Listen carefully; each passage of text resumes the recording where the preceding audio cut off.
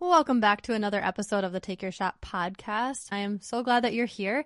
Before I jump into today's episode, I just want to state a couple things. So it is January of 2024, and with that, I'm sure comes a lot of just like thoughts and feelings about running a business. So if you are at all looking for any sort of guidance or resources, I've got them linked in the show notes, but I've got a number of guides, free resources, and I also offer coaching, and I've got an upcoming workshop. So if any of those appeal to you at all, I'll link them in the show notes. And yeah, feel free to take advantage of those because my goal is really to empower other creatives in their business and help support you in any ways that I can. And so those are some of the big things. I've also got a free online community that you can join. So again, that'll be linked in the show notes, and I'd love to see you there. I'm pretty active on it and basically want to just create a space to connect and have conversations continued beyond just this podcast, because obviously this is me talking to you guys, but I would love for you guys to be able to respond and connect and talk there. So that is a great place to connect. So I'd love to see you there. And now let's get into the show. So for today's episode, I kind of want it to be an expansion of last week. So for those of you who have not listened to last week's episode, we talked all about goal setting for the year and kind of what that looks like. So a quick summary, but still go back and listen to it, is I just think that goal setting can be a really overwhelming topic for people. And I know for me specifically, I get a little intimidated by the month of January because I feel like I have to have everything figured out. And it's so tough when you hit January and you're still feeling like you're in a grind and you don't have time to do it all, and everyone's already got their New Year's resolutions, and it's like the second week of January and you're like, I still don't know what I'm doing, right?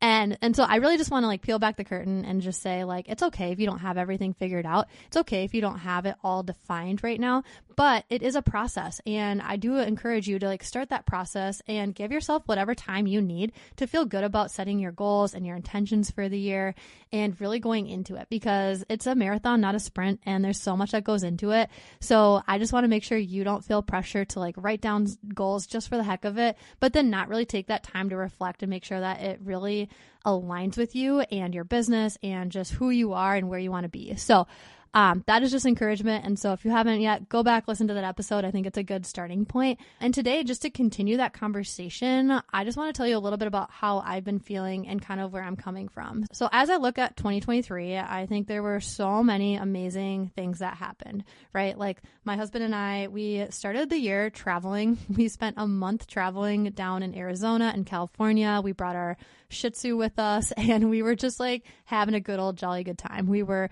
traveling around and just spent so much time away from a really brutal winter here in Minnesota.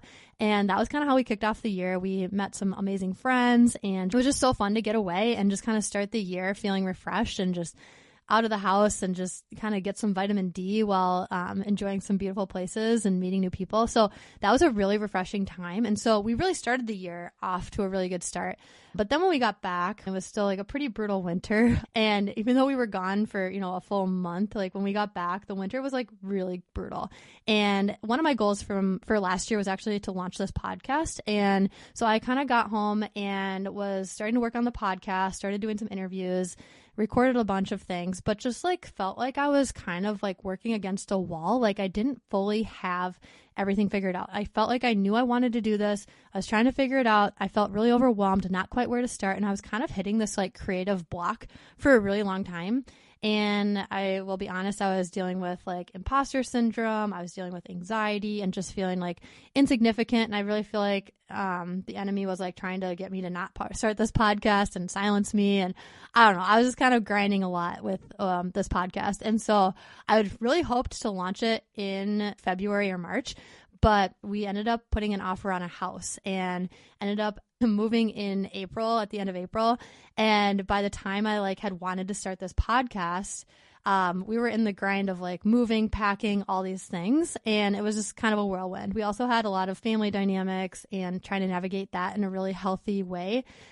Took a lot of energy out of us. And so I had to put the podcast back on the back burner and basically the next like 5 to 6 months was a complete whirlwind. So we bought our house in April. Two days before that, we were in Colorado shooting a wedding.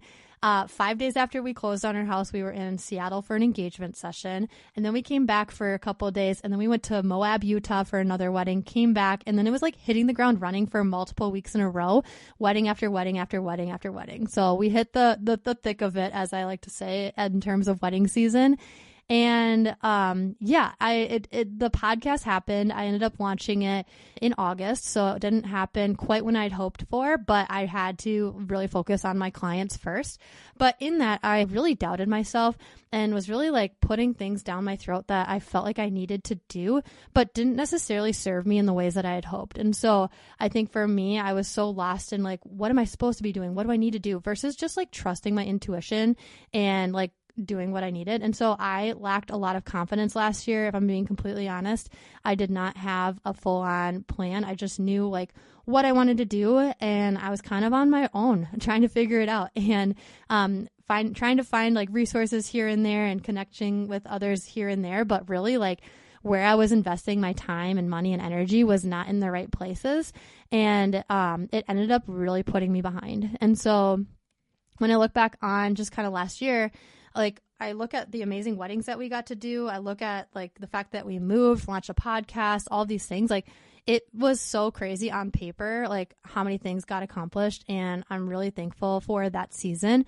But as I just said, like there was just a lot going on behind the scenes that I didn't necessarily talk about in terms of like, I still didn't feel ready and I still didn't feel like I was doing it well enough. And I am a 1 on the Enneagram, so I'm notorious for just being a perfectionist and never feeling like I'm good enough and always criticizing myself and comparing myself to people who are maybe they're like 10 years into this. And I'm like, how come I'm not there? You know, like I'm not really setting the playing field well for myself in terms of just like where my expectations should be. Cause it's almost like, okay, I hit publish and I'm expecting the whole world to see this podcast. And that's just not what happens, right? Like when you start something new, it takes time and you just have to be consistent with it. And I remember even like when I first started our photography Instagram back in like 2016, right? Like I had like 20 followers for like the longest time. It took so long to grow it to 20,000. And I'm really glad though that I didn't take any shortcuts. Like it was truly just like showing up, being consistent and like not giving up on it. Right. And so that's kind of where I'm at in just like terms of looking into this upcoming year is just, I want to be more confident and I want to just like stop looking to everyone else when you know deep down, like being consistent with yourself and like having those intentions and goals and focusing on the things that truly matter. Like that's what's going to move the needle. And so to kind of continue the conversation from last week, like even though I accomplished a lot of the goals that we had set for 2023, I hadn't taken the time to really set personal goals, which I talked about last week. I didn't really take the time to really think through, okay, what do I want my personal life to look like and my business life? It was all just business. And so that's a really key component, I think, it's going into 2024. But then also, I think what's really good to look at is just that importance of like defining success. So I think it's really important to take a step back and define what does success look like for you? And also, what does it feel like? Because you might not be able to hit the exact goals that you're set for yourself, but that doesn't mean that you're a failure. But if you can like really hone in on like, okay, but when I look at what success looks like, even though I didn't hit these exact milestones, I still was successful because I moved the needle in ways that are meaningful for just my overall like life and what I want that to look like. And so, for example, I'll kind of talk through a little bit of like how I'm defining success to look like for me in 2024, and then also talk about how I want it to feel like. They're pretty connected, but there is a little bit of a difference. So for me, I think that success for me in 2024 will look like making space for creativity and creating new things. In 2023, I was so focused on systems and business and all these things that I wasn't really giving myself creative space to just enjoy life and enjoy being creative and like doing passion projects and things outside of work and within work, really. But when I look at the things that I created, I'm really proud of a lot of like the photos that I did for clients. But in terms of like, what did I do for myself or how did I expand my creativity or really push the needle? Like, I don't think I did as much of that as I would like. And so for me this year, making space for creativity and creating new things like a focus, I think is going to really serve me well, not only personally, but I also think it'll also feed back into the business. Like, I don't want Take Your Shot Collective or everything that we do here on this podcast to just be a copy and paste of everything else in the industry, right? Like, I really want it to feel like a fresh and new thing. And so how can I create that space for you guys if I'm not creating that for myself? And so for me, creativity is a huge priority in this upcoming year. And so that'll look like just creating new things and making space for that. It also looks like taking intentional time off. I know I've talked about this plenty of times, but like last year I was so good at like just putting my personal time off on the back burner. And so I actually have those times blocked off. I've got 2 months blocked off for 2024 where I'm not going to be taking on client work, and I'm super excited for it. I think that'll be a great time to get caught up on a couple other things while also just making space for travel and life and friends, new hobbies, and all those things. And so that is going to look really good in 2024. Success also look like just meeting new people, whether that's new friendships or networking with other business owners, both within and outside of the wedding industry. I know for me, I felt really good about the friendships that I've been investing in, and I have so many people in this industry that I'm really thankful for. But it's also super easy for me to get comfortable and just continue to stay in that comfort zone of the friendships I have versus actively seeking out new ones. And so for this year, networking, that's what success was going to look like, is just like networking, meeting new people, expanding your connections, and really just like getting to know people outside of your comfort zone. And so I'm really looking forward to that. Success for me will also look like less screen time. So I don't know about you, but I get so lost on being in front of a screen. It's so easy to show up and, okay, I'm going to go on Instagram and I'm going to create something. And then instead of create, you just consume, right? We've all done it. And that for me was a big part of last year. I was so busy consuming that I didn't actually spend time creating. And I also spent so much time on my screen, not only just like on Instagram, which I do not like looking at the screen time statistics on my iPhone. It is very alarming. Please don't ever ask me about that. But in 2024, go ahead and ask me about it because it's going to look a lot better. And like, also, it's just when you think about it, our businesses are so connected to screens. So if you're not just like focusing on Instagram and marketing, chances are you're editing or catching up on emails, responding to inquiries, or working on your blog or your website. Like everything kind of lives online. And so I'm looking for ways to take things offline. So, right, like that'll look like for me, actually trying to look for ways to connect with people, not just online, but also offline. Like we've got this amazing community. If you're not already a part of it, go ahead and join it. I've got it linked in the show notes, and it's a great place for people to connect. But I'm also hoping to create space for people to connect in person as well. Like I really want people to have real life connections and people that they can connect with. And I want to be one of those for people. And so taking things offline and really just like making space for that, that's a huge intention for this workshop that we have coming up in Joshua Tree, which by the way, we do have a couple spots left for if you are interested in applying. But I just think unplugging, getting offline, getting face to face with people in a room, and just like being, existing, like connecting, enjoying life together, and just like being creative together and just diving into each other's businesses. I just feel like there's so much out there online that's just like go, go, go, go, go. And it's really tiring. And so I'm really excited to just like be present with people and be in person with them. I think that's going to serve both me and my business well, and also others. And I just cannot wait for it. And just on like a more personal level, success looks like just having more flexibility to see friends and family. And with that, I think I also need more structure, which I know kind of sounds like the opposite of flexibility. But I think when you have more structure and intention for going into your workday, I think that gives you the flexibility and freedom to like have that time with friends and family, because it's like, okay, well, I have the structure's in place. I know the work is going to get done. So I know that I can say yes to this because I already have these things on my list scheduled out in the structured way. So maybe that makes sense. Maybe it doesn't, but I'm a creative through and through. I have kind of like that creative scatterbrain. And so for me, structure works to an extent, but it's not my strong suit. And so I have to be really intentional about setting that. And so for me, success is going to look like having some structure. And so as I look back and I'm setting these intentions and defining success, now I'm going to take these and like go back to kind of last week and make sure that they tie in with the goals. And so I think these two things go really hand in hand.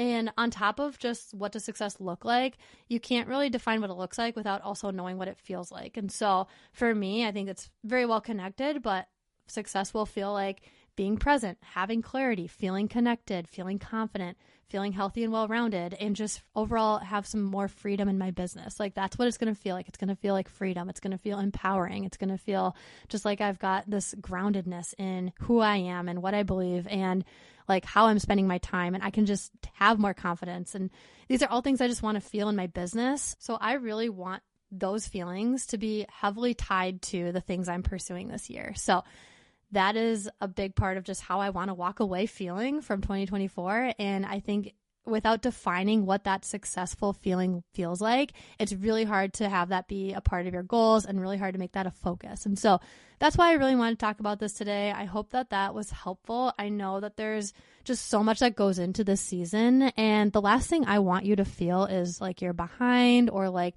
everything has to look a certain way. I think what's really cool about being a creative business owner is that you get to define this for yourself.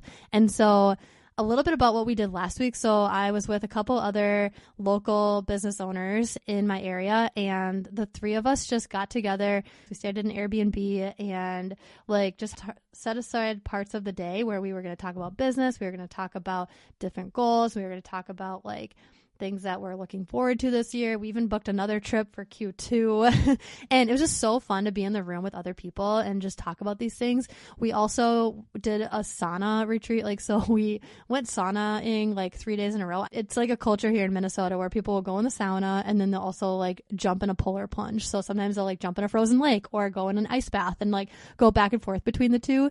And I got hooked on it, guys. Not going to lie. I'm still trying to convince Luke to let me buy a sauna and like build one in the backyard. So we'll see. That's on my vision board, but I don't know if it's going to happen.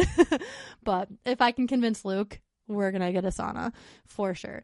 But anyway, it was just so fun. And we also got dinner and just like talked about life. And I think just like if you look at this and you're feeling overwhelmed about putting together your goals and your intentions and defining success for next year, like make it easy, make it fun. Write down a list of things that you really want to reflect on. It doesn't even have to be the same ones that I've done, but really just like go to a coffee shop or treat yourself to something when you're done. Like make it something that you're going to enjoy and look forward to and set that aside now so that then you can come back to it. And kind of like what I've talked about before is just like doing this on a quarterly basis. So coming back, reevaluating, okay, how am I feeling about success? Is it looking like this year is successful in terms of how I've defined what success looks like? Is it feeling successful in terms of how I've defined what success feels like?